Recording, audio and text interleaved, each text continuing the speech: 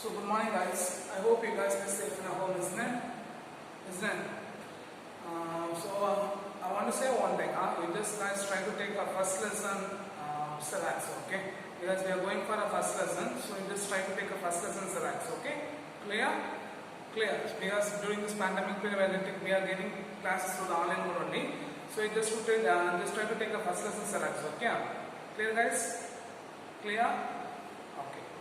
For last sessions, we see the Coulomb's law and its important aspect, isn't it? So we just go for a recap. And guys, what's Coulomb's law?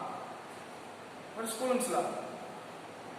Any two point charges. What is that? Any two point charges, it is separated by a particular distance length. What is that? Any two point charges, Q1, Q2, it is separated by a particular distance length. They experience, if it is a like charges means they experience the attractive force, if it is a repulsive force, if it is the unlike charges means they experience the attractive force. So the force between these 2 point charges is directly proportional to the electrostatic force. The electrostatic force will be directly proportional to product of the two charges, which will be inversely proportional to square of the distance between them. So the electrostatic force will be directly proportional to product of the two charges, which will be inversely proportional to square of a distance between them.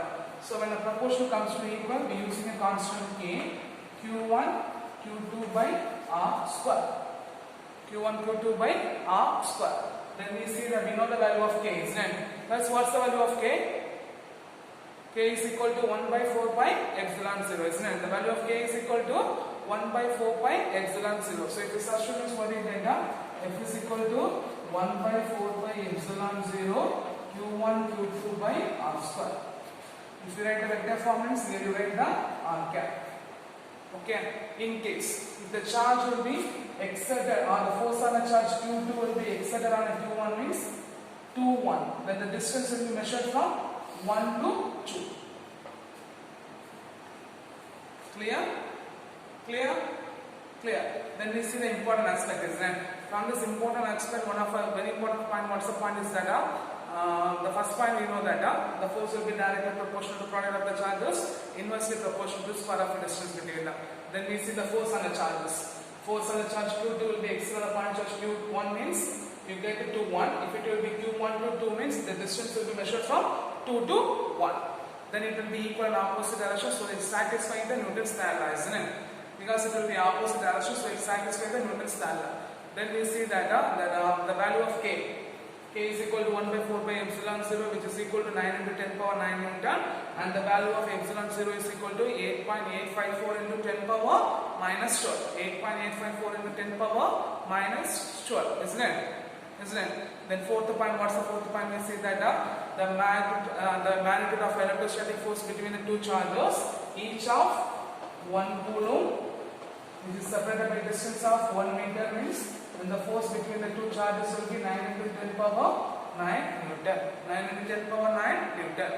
Then sixth point, we see that there is a similarities between the Coulomb's law having a same structure of a Newton's law of gravitation, isn't it? The Coulomb's law having a same structure of a Newton's law of gravitation. We compare the 2 points. For gravitation law, the force will be directly proportional to product of the masses, inversely proportional to square of the distance between them. For Coulomb's law, the force will be directly proportional to the point charges, inversely proportional to square of the distance between them. Then point number 2, what's the point we see that? The Newton's law, the gravitational force between the two masses will be always attractive, but the force between the two charges will be attractive or repulsive. Because if it is a like charges means they will be repelled, if it is unlike charges means they will be attracted. Then point number 3, what's the point number 3? The value of K is equal to 9 into 10 power 9 Newton meter square per Coulomb square, but the value of gravitational constant G is equal to 6.67. What is that? 6.67 into 10 power minus 11 Newton meter square per kilogram square. Then what's the fourth point? We will see that the gravitational law, the force between the two masses will be independent of a medium, but the electrostatic force between the two charges will be depends on medium. Okay, what is that? The electrostatic force between the two charges will be depends on medium. Okay, clear? The last one, what's the point? We say that Coulomb's law will be only true for only valid for point charges, but he assumed the point charges are the charge pairs on a torsion balance. and the distance will be greater than r. Distance will be very much greater than the radius of a sphere. Okay, and the distance will be very much greater than radius of a sphere. Okay, clear? Clear. So these are the parts we see in the previous sessions. So for today's sessions, we are going to see about the superposition principle and the electric field. Okay, we are going to see the superposition principle and the electric field. Okay, what's the part we are going to see? We are going to see the superposition principle and the electric field. So first,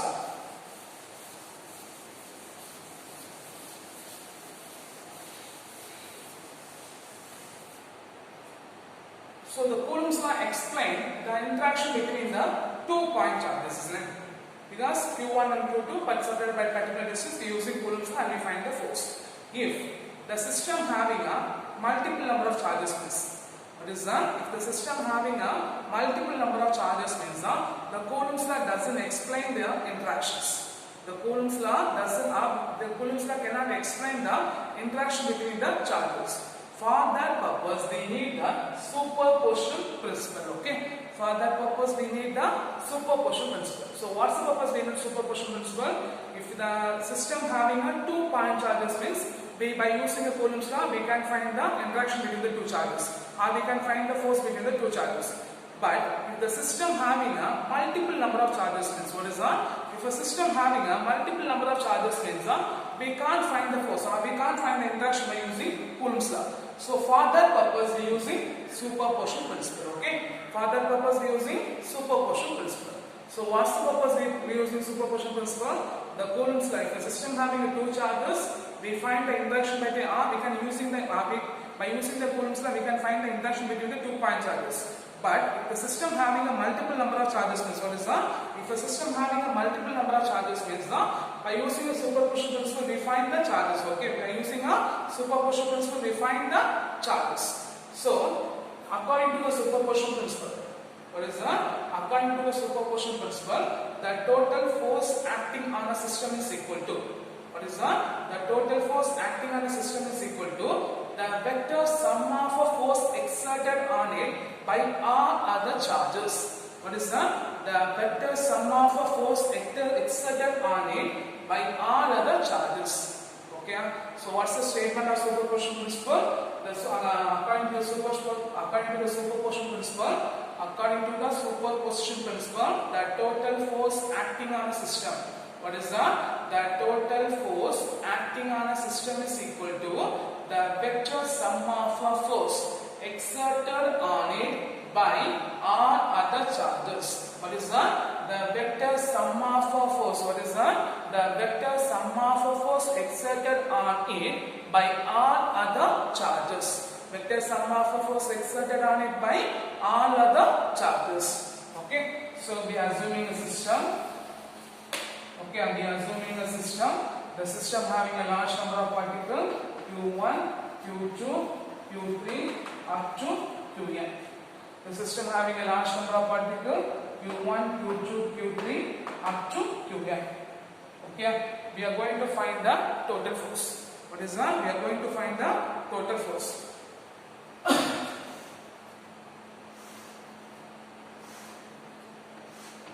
Okay. So the force on a charge, what is that? The force on a charge, Q1 exerted by the charge Q2. So the force on a charge Q1 exerted by the charge Q2. What is that? The force on a charge Q1 exerted by the charge Q2. The force on a charge Q1 exerted by the charge Q2. So what do you get? F of 1, 2 vector is equal to K. Okay, because L will be K, isn't it? So K into Q1, Q2 divided by R21 square into R21 cap. R21 square into R21 cap. Here R21 cap is the unit vector which joins the point 2 to 1. And R21 is the distance between the charges Q2 to Q1. R21 is the distance between the charges Q2 to Q1. R21 is the distance between the charges Q2 to Q1. So what's the point? The force on a charge Q1 exerted by the charge Q2. The force on a charge Q1 exerted by the charge Q2, f of 1 2 vector is equal to A into Q1 Q2 by R21 square into R21 cap. Okay, R21 cap.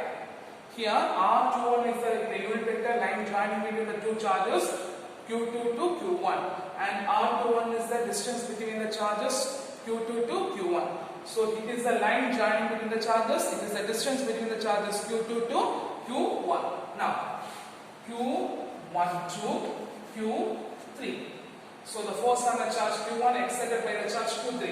F of 1 3 vector is equal to K into Q1 Q3 by K into Q1 Q3 by R31 square into R31 cap.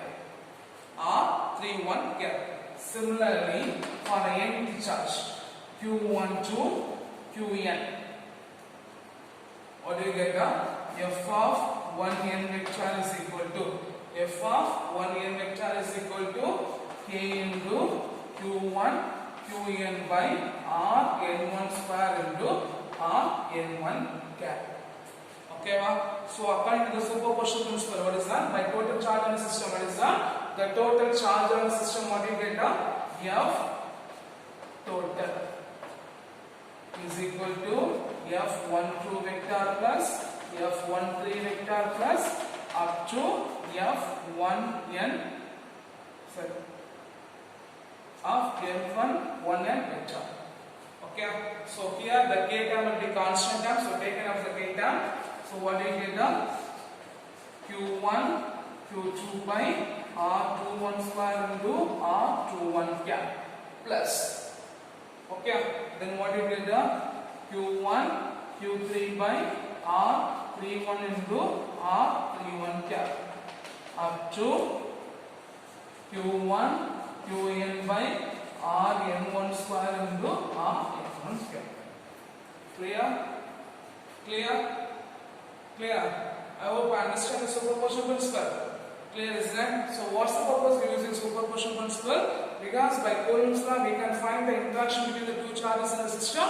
But if a system having a multiple of number of charges means using a superposition principle. Using a superposition principle. So what is superposition principle means? What do you write down? The superposition, according to the superposition principle, the vector sum of a force or the total force on the system is equal to the vector sum of a force exerted on it by all other charges. What is that? The vector sum of a force exerted on it by all other charges. Then we find the Q1 to Q2, Q1 to Q3 and Q1 to Qn. Then we add the value to get the total force on a charge exerted on a particle or exerted on a charge Q1. Total force on a charge should be Q1. Total force will be exerted on a charge Q1. Clear? Clear? Clear?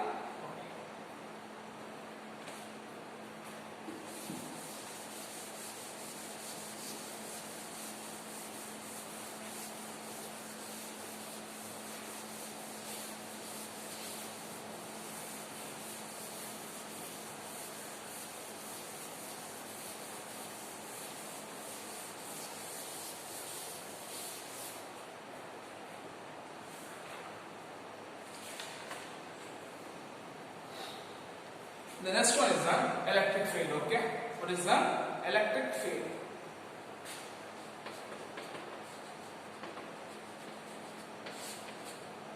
Okay, so the interaction between the two charges, what is that? The interaction between the two charges will be given by Coulomb's law. Already we learned this. So the interaction between the two charges will be given by a Coulomb's law. So consider a charge in a vacuum. Consider a charge in a vacuum. Okay, so another charge. Okay, what is that? If another charge Q0 will be moved towards the charge. At one point, they experience maybe a repulsive force or attractive force. The distance is called as an action at distance. The distance is called as an action of distance. Okay, the distance is called as an action at a distance. The distance is called as an action at a distance.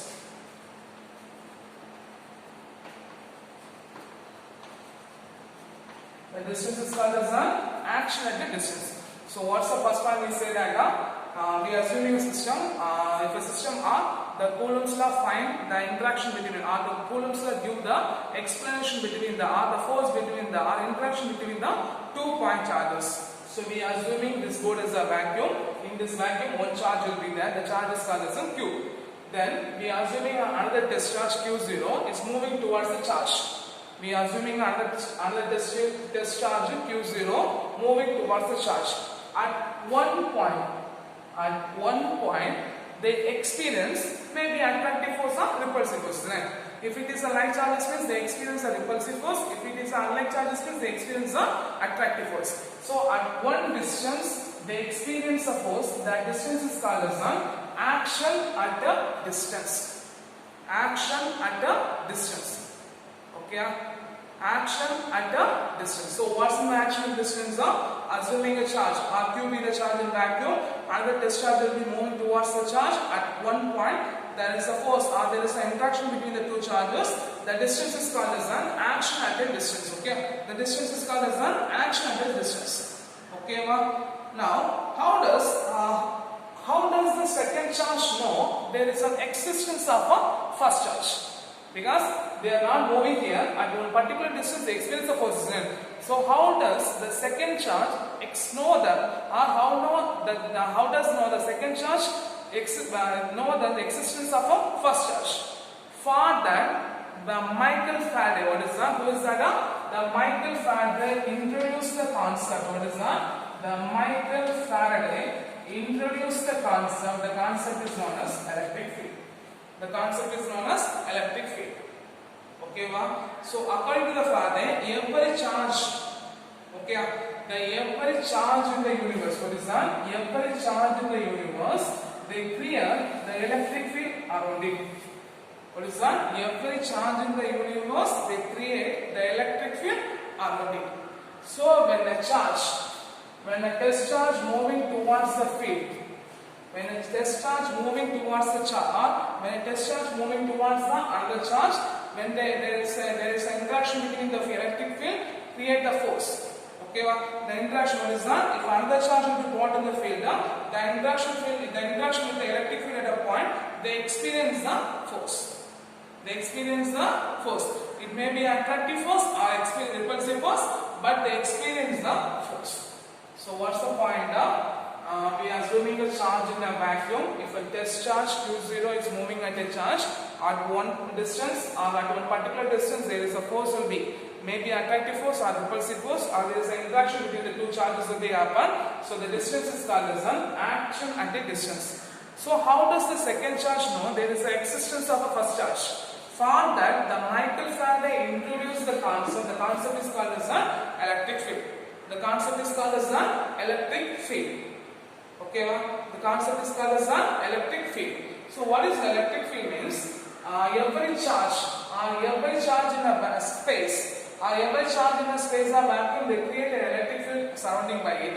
So when a test charge will be moving towards a point, or when a test charge will be moving towards it, there is an interaction between the electric field. So they experience the force. This force may be attractive force or repulsive force.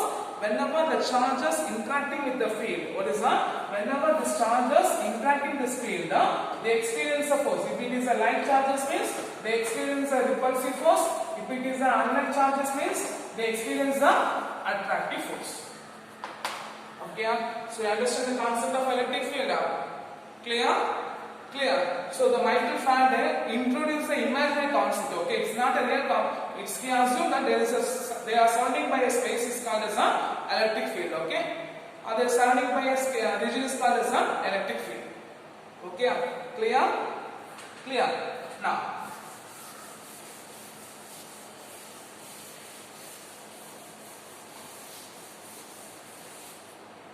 we are going one of important question. Electric field due to a point charge. Okay, electric field due to a point charge. So consider a point charge Q in the space. What is the first point? Consider a point charge Q in the space. Okay, another test charge Q0. Another test charge Q0 is placed at the point P at a distance R from the point charge Q. So another test charge Q0 is placed at a point P at a distance R.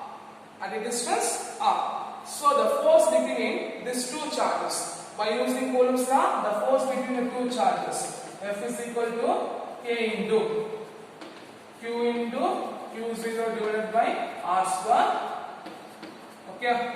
F vector is equal to K into Q into Q0 divided by R square into R cap.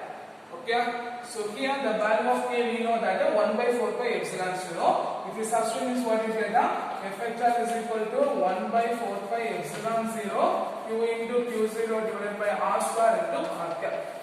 We are assuming that will be equation number 1. So what's the point we are saying now? Consider a charge Q is placed in the back space. Another test charge Q0 is placed at a point P at a distance R. At a distance R. So the force experienced between the two charges Q and Q0, F is equal to K into Q0 by R, Q into Q0 by R square into R cap. The value of K is equal to 1 by 4 pi epsilon 0. So F vector is equal to 1 by 4 pi epsilon 0 into Q into Q0 by R square into R cap. Okay, clear. So here the electric field at a point P. What is that? The electric field at a point P is defined as the force experienced by a unit positive charge at the point. So what is the electric field? The electric field is defined as what is that? The electric field is defined as the force that would be experienced by a positive charge at the point. So what is the electric field? The electric field is defined as what is that? The electric field is defined as the force experienced by the positive charge at the point. So if the charge having a positive charge at the point, that point will give the electric field. Okay. So what's the definition of electric field? The electric field is defined as what is that? The electric field is defined as the force that would be experienced by a what is that? The force that would be experienced by a unit positive charge at the point. So E vector is equal to F by Q vector. We substitute that what is that? 1 by 4 pi epsilon 0 Q into Q0 by R square by Q0, Q0 cancel. So the electric field E vector is equal to 1 by 4 pi epsilon 0 Q by R square into R cap. R cap is the unit vector which is line joining between the charges Q and Q0, and the electric field E vector is equal to 1 by 4 pi epsilon 0 Q by R square into R cap. E vector is equal to 1 by 4 pi epsilon 0 Q by R square into R cap, and the unit of electric field is here Newton per Coulomb. What's the unit of electric field? What's the unit of force? Newton. What's the unit of charge? Coulomb. So what's the unit of electric field? Newton per Coulomb. Okay, clear? So this question they can ask for a 3-mark question. What's the question? The electric field due to a point charge. Electric field due to a point charge. So what is electric field due to a point charge? Consider a point charge in a vacuum or the free space. R is the space. And the test charge P and the test charge Q0 is placed at a point P at a distance R means the force between the two charges. F vector is equal to 1 by 4 pi epsilon 0 Q into Q0 by R square into R cap. But the electric field at a point P is defined as the force that would be experienced by a positive charge at the point. The force that would be experienced by the positive charge at the point. So E vector is equal to F vector by Q0. So 1 by 4 pi epsilon 0 Q into Q0 by R square, Q0 cancel. So E vector is equal to 1 by 4 pi epsilon 0 Q by R square into R cap. Okay. Here R cap is the unit vector which is line joining between the charges Q and Q0, and the unit of electric field will be is equal to what is that? The unit of electric field will be Newton per Coulomb. The unit of electric field will be Newton per Coulomb. Okay. Clear? The next one is the important aspect of electric field.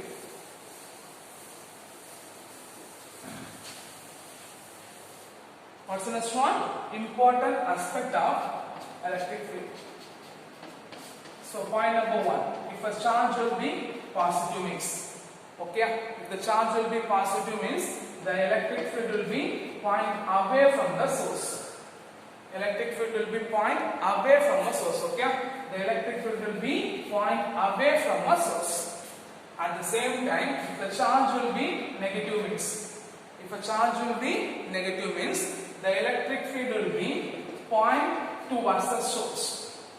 Electric field will be point towards the source. So what's the first point? If a charge will be positive means the electric field will be point away from a source. If a charge will be negative means the electric field will be point towards the source. Then second point, if a point P having electric field E vector means, if the point P having electric field is E vector means the force experienced by the test charge Q0 at the point, the force experienced by the test charge Q0 at the point F vector is equal to Q0 into E vector.